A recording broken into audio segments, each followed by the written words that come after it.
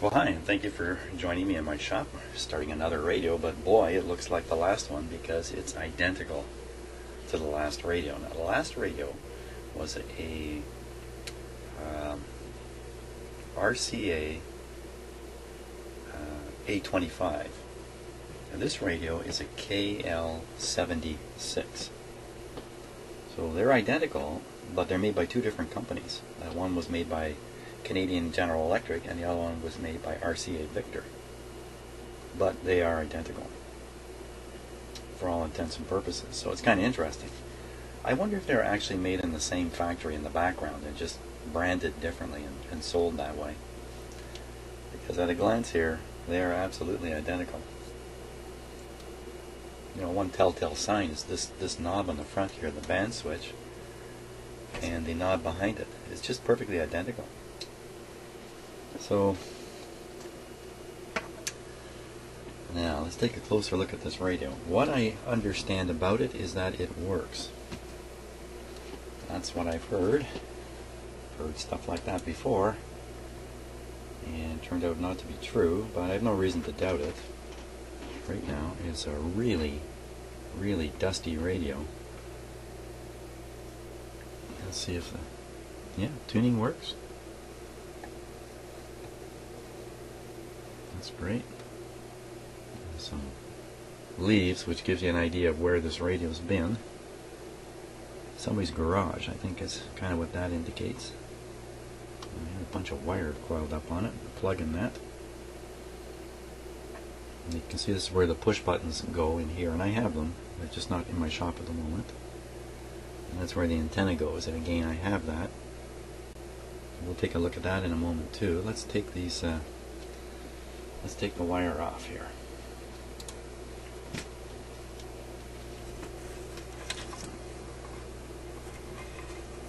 Well, the power cord just feels wonderful.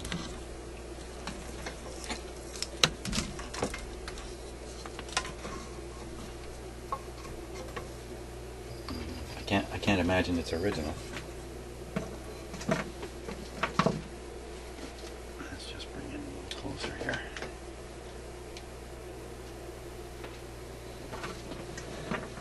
But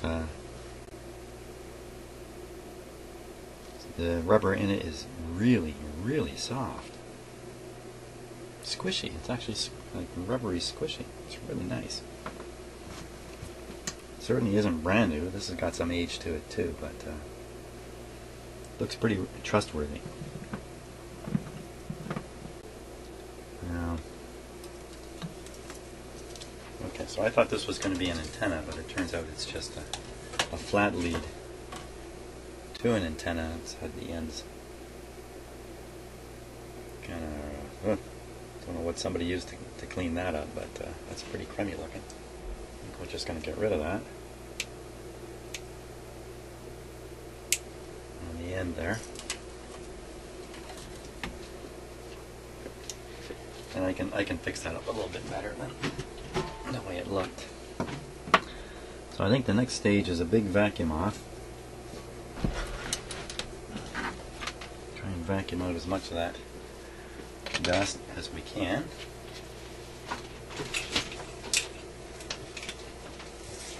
So it's going to get a little noisy here for a couple minutes.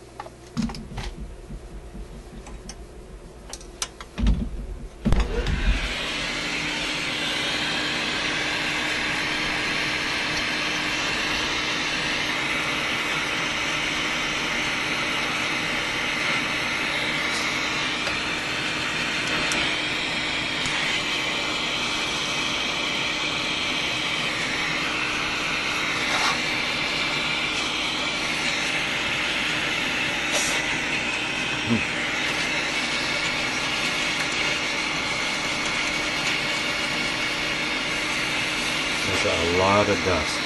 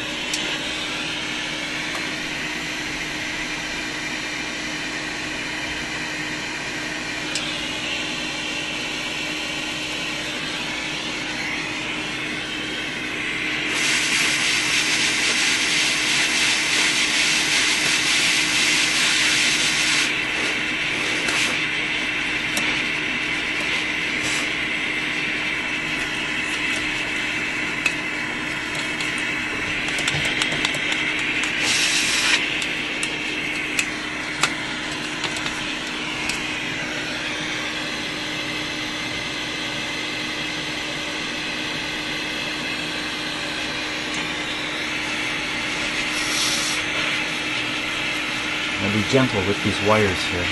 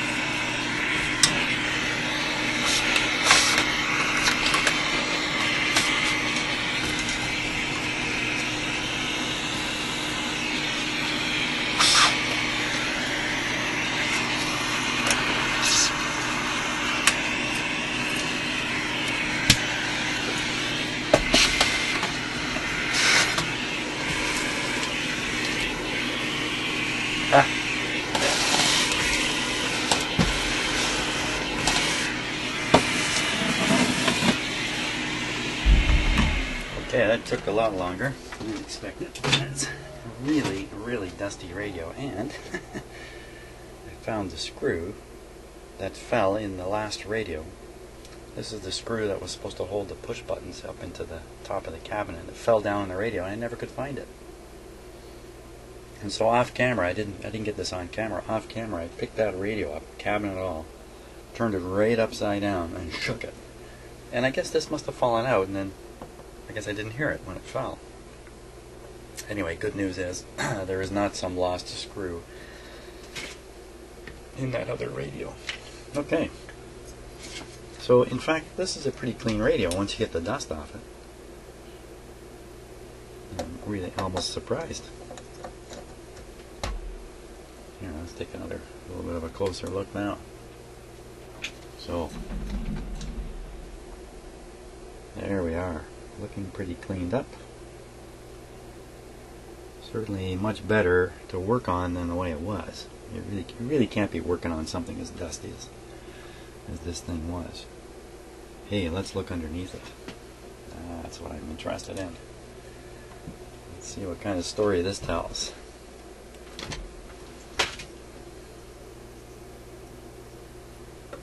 Put the rectifier back in. The magic eye wires are in good shape.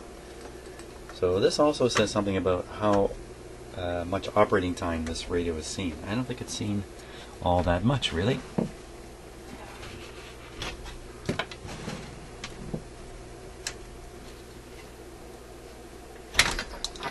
Because if it had, those wires would be cooked out. Okay. Here we are. Boy, it sure looks like the last radio, doesn't it? Okay, let's take a close look here.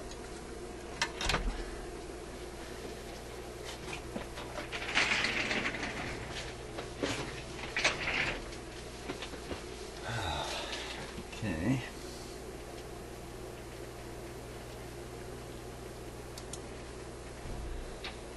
First of all, these wires, there should be three of them. Here they are, three of them here. These, of course, on the last radio were fed up because the push buttons were positioned above the chassis in the last radio. In this radio, and I'm guessing this is a floor standing model, the push buttons are located below the radio chassis, so these same wires are dropped low to reach the push button set. So, okay, nice and clean in here. But looks to me like absolutely nothing has been changed in this radio.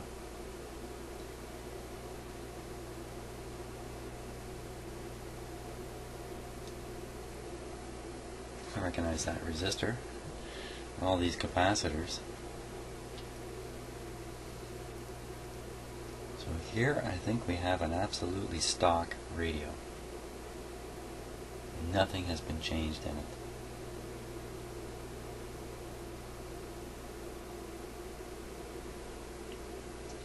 So that's there's a paper capacitor up here. I don't remember seeing that one in the other radio.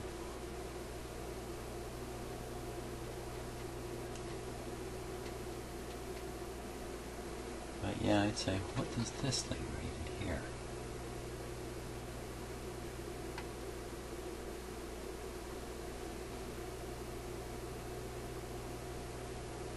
Not quite sure what that is back there, but some kind of component. Looks a little like it might be a capacitor that's practically open to the air. I don't know what that is.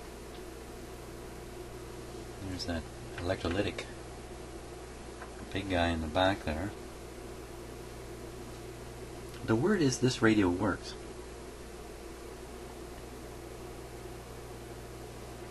There's the magic eye knotted wire.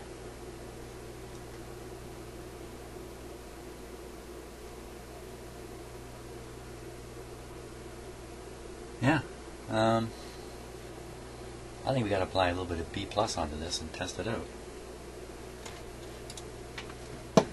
Let's do that.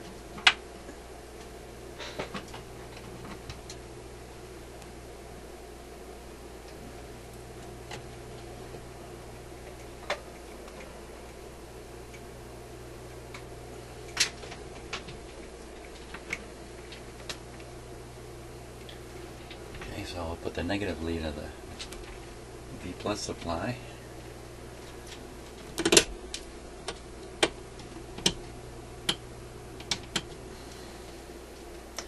We'll put the positive lead onto the capacitors here.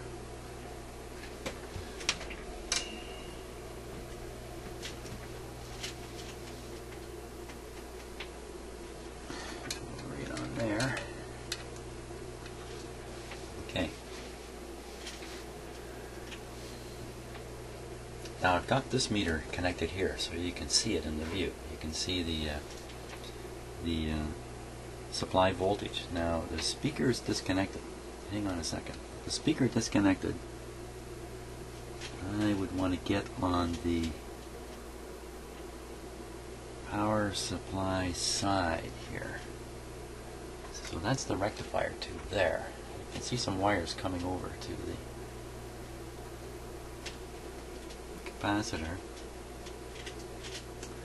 You see this yellow one? I think this yellow wire, which also goes to the capacitor, is really for a bypass on the output to cathode bypass, I'm pretty sure.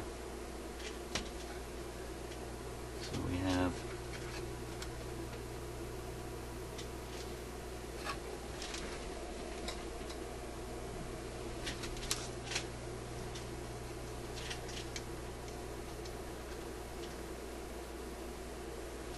so I think,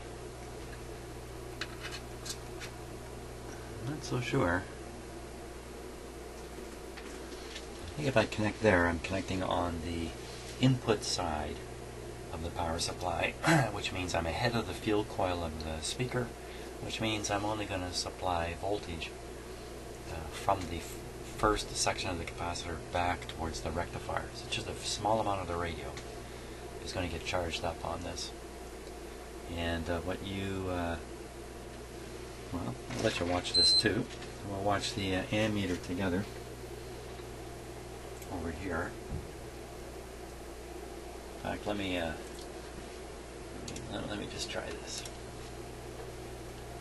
Okay, so in this camera on the right, you can see the voltmeter, and in the other camera, you're going to be able to see the ammeter on the power supply. That's my plan anyway. So. Okay, so we'll switch it on here. We'll start turning up the voltage.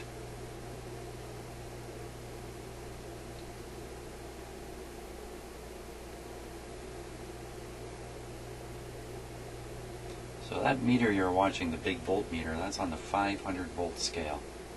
So, you know, we're at 50 volts already.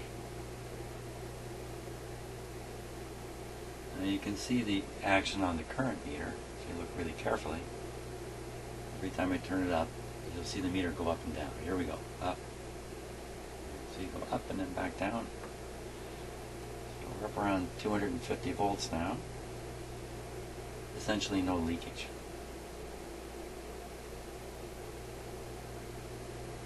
Let it sit there for a moment. Now I understand this radio operates, so everything's been charged up in it recently, according to what I've heard. So I think that's a pretty good test. 250 volts. Take it up to 300. This radio usually runs pretty high, 300, in the 300 volt range. Excellent. Okay, so we'll turn down the voltage. There we go. Now we'll move the clip lead here from one side of the capacitor to the other. Okay, so now I think I'm on the other side of the field coil, which means the electricity will energize all the circuits. All the high voltage circuits, the screen circuits, the B plus circuits, everything in the radio, but it will not energize the other half of the capacitor and the rectifier tube. That doesn't really matter. We just tested that. So here we go again.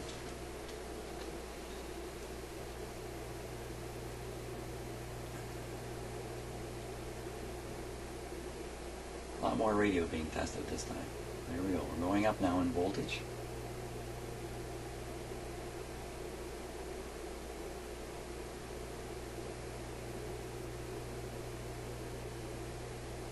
Okay, 50 volts.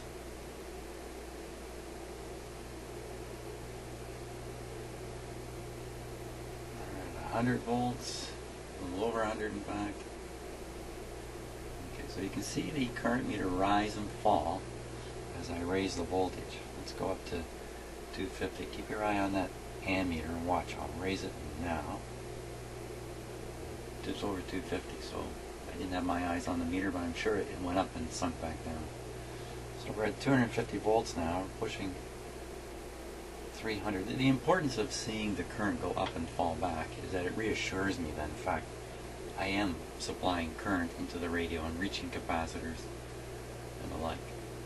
If I did this test and I saw no rise whatsoever in the current, I'd become suspicious that my test is incorrect. So we're running just under 300 volts here. Really zero leakage. So I think the radio's ready to operate. Just give it a bit more. Nothing happening at all. Let's just do one further test here. While I have the high voltage in place, let's check around for it.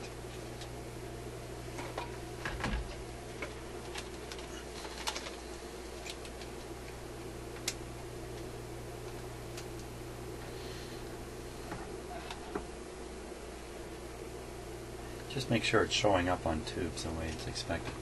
Once again, you know, I've been told the radio works, so there shouldn't be any surprises with this.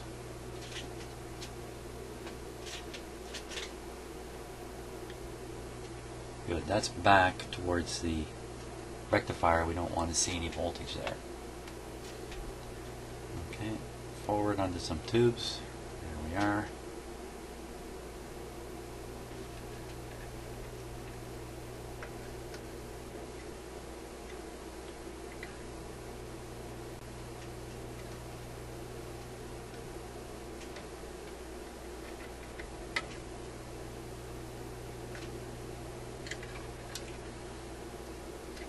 Okay, we'll just look up in this part of the radio up here.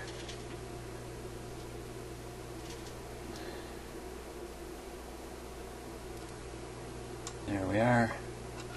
So, there's voltage going through the set.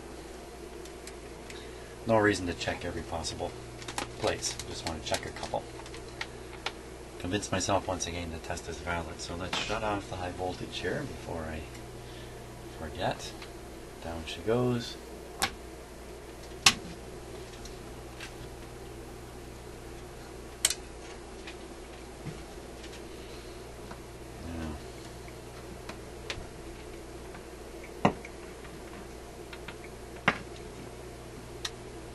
Next test, we want to energize the radio on current restriction and measure the high voltage that's developing on the capacitor. And this is without the speaker plugged in. Here's the speaker plug.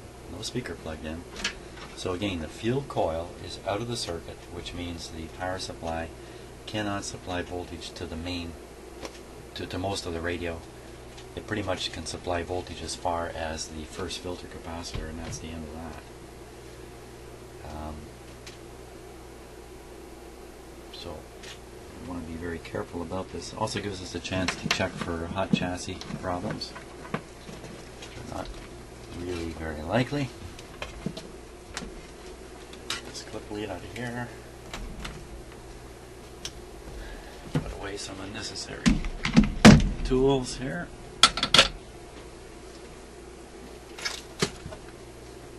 Okay, I think we're ready for the test.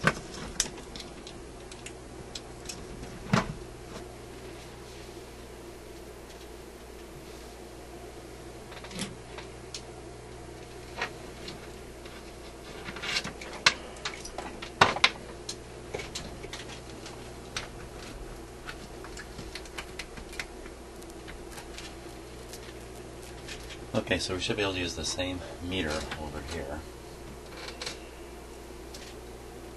And I should expect to find voltage here. That's a good spot to read it. In fact, you know what? I'm going to clip on. Clip on, and I don't have to worry about holding this meter. Okay, so we're clipped on. And we will be doing this with maximum restriction, which means I have a 40-watt light bulb in series with the radio.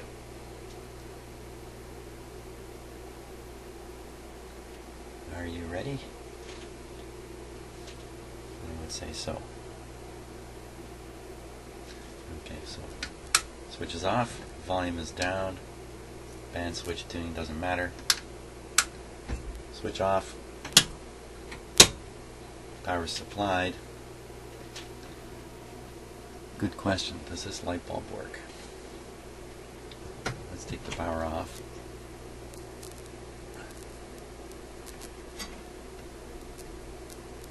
Oh, these lights are hard to get out. That's a dirty, dirty light bulb.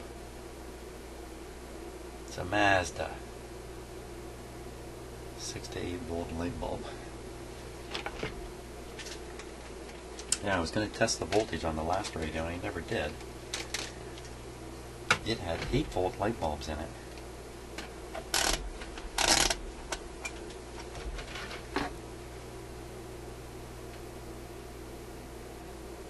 Well, the reason I'm doing the lights suddenly is because the lights are a great safety feature because of the simple fact, this light's no good, that they indicate when the radio's on. There's the other one. It's also the same Mazda light, number 51.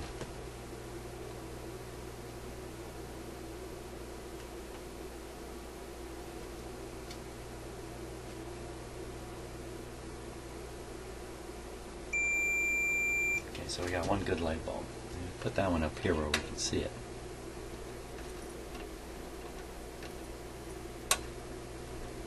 Oh, what is with these?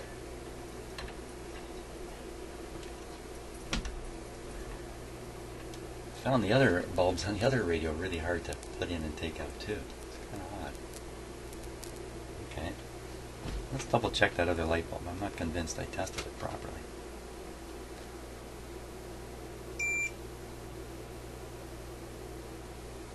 Yeah, it's a dud.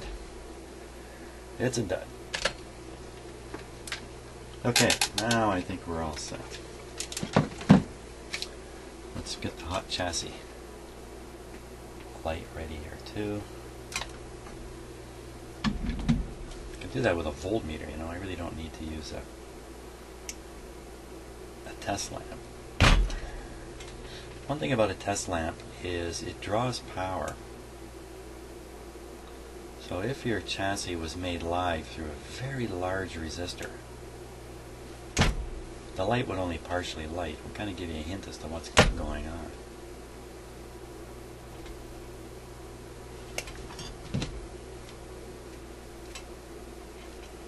Okay.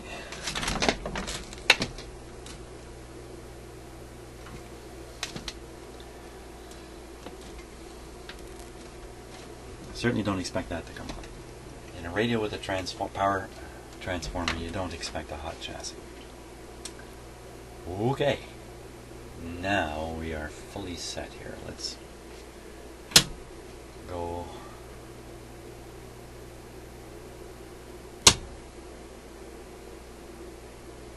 Just double checking everything. Okay, ready to apply the power. Here we go. Watching this meter, 350, 400, 400 big ones there. Of course, this is open circuit right now, so that voltage is going to go higher than normal. So we're not going to let it sit too long like this. In fact, that's about enough time right there. And you can see the rate at which it's falling off. And that indicates the health of the power supply filter capacitor. It's pretty darn good. Look at that. Very good. So all indications are that this radio is in great shape.